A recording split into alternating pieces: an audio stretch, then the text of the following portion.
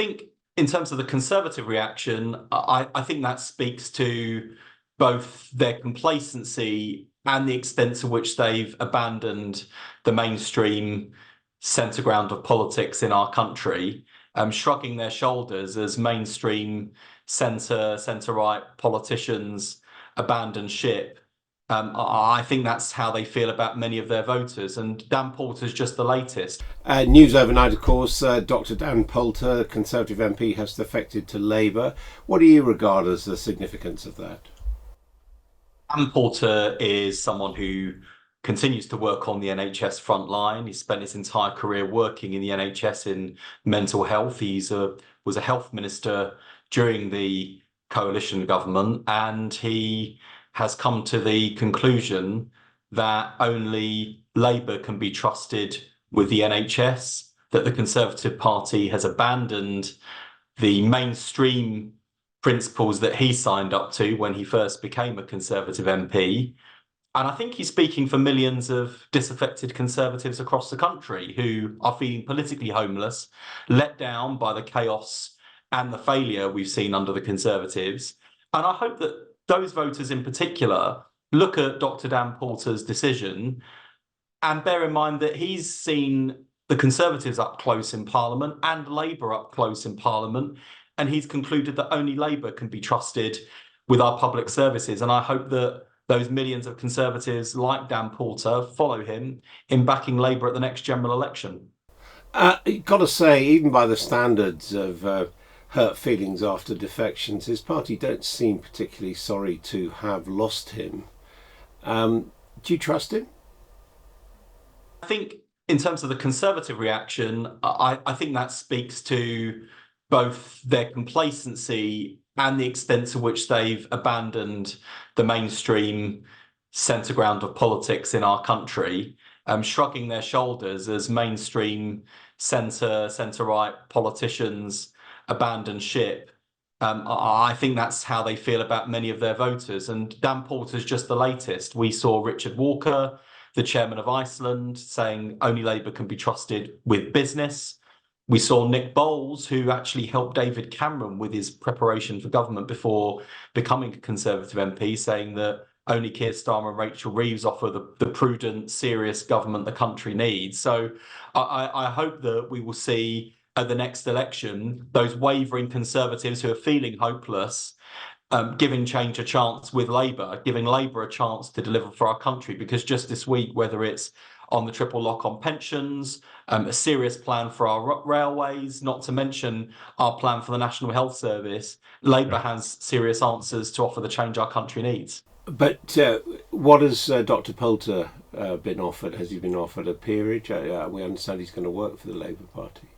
Well, he's not going to work for the Labour Party. He's going back to work for the NHS full time. What he has offered, and I met with Dan again just this week, is to help us with implementation of the Mental Health Act reform, which will be in Labour's first King's Speech. He's a frontline clinician, and this is the approach I'm going to be taking right across the board with Labour's reform agenda, which is to make sure we work with frontline clinicians so that the policies that we announce are implemented effectively. But I think it says a lot about the choice that Dan Poulter's made, that he's not standing at the next election. He's not asked for a Labour seat. He's going back to work full time for the NHS.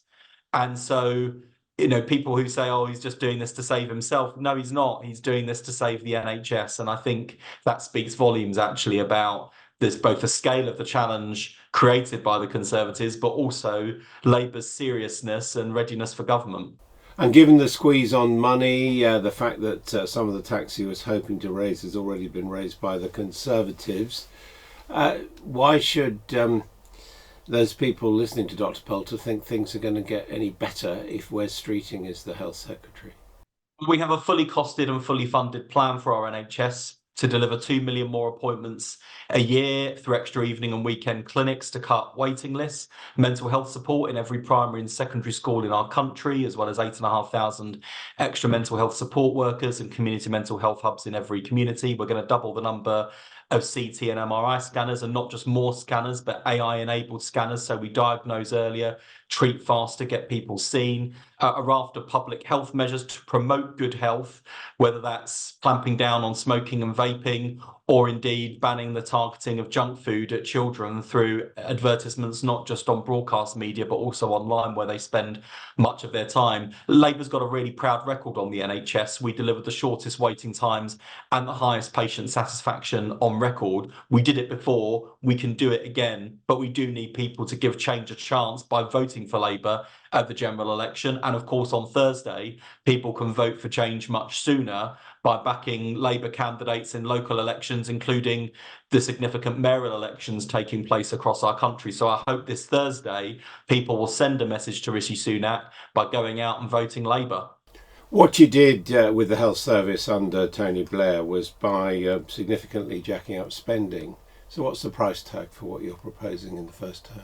Well, to be fair, the last Labour government, it was the combination of investment and reform that delivered results. The challenge is harder now. The economy is in a worse state now.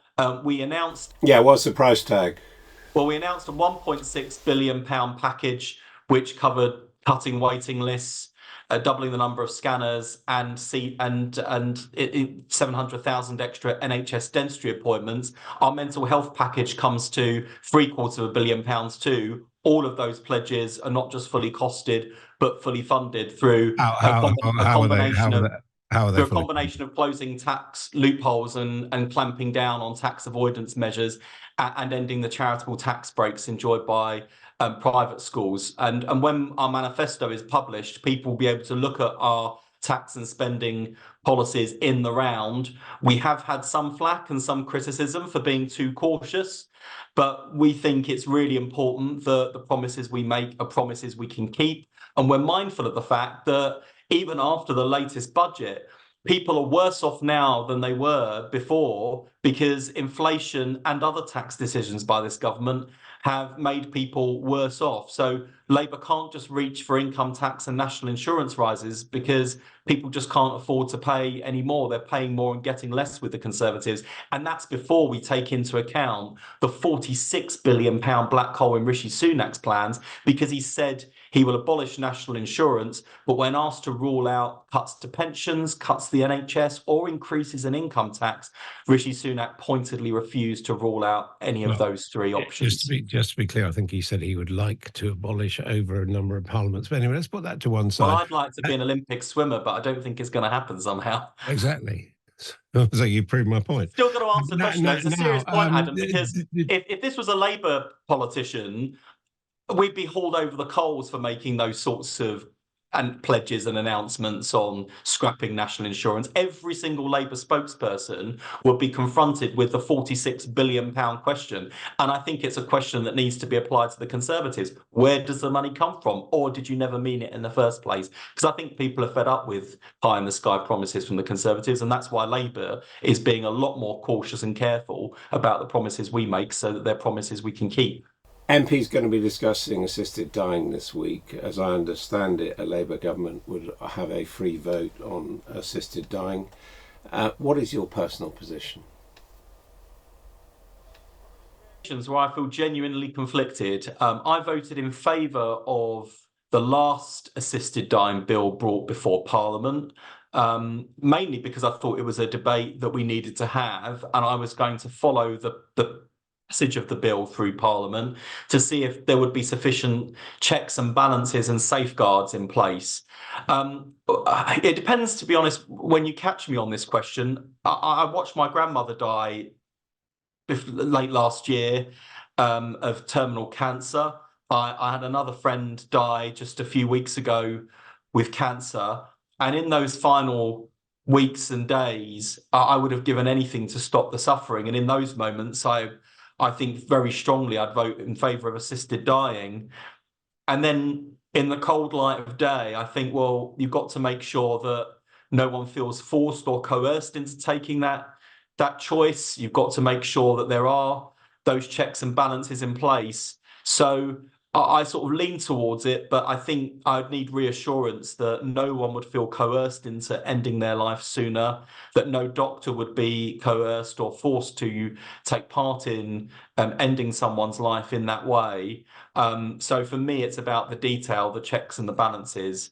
And as for the broader ethical principle, I know there are lots of different religious perspectives on this, but I think ultimately, as long as the law gives people the freedom to choose, I'd be minded to support it. But it really is about the detail for me and about the checks and the balances. And that's why I'm really glad, actually, that Keir Starmer has said if there's a Labour government, obviously it'll be a free vote. Labour doesn't have a position, but we would give sufficient parliamentary time to have the debate, to go through that level of scrutiny, because I think it's a debate whose time has come.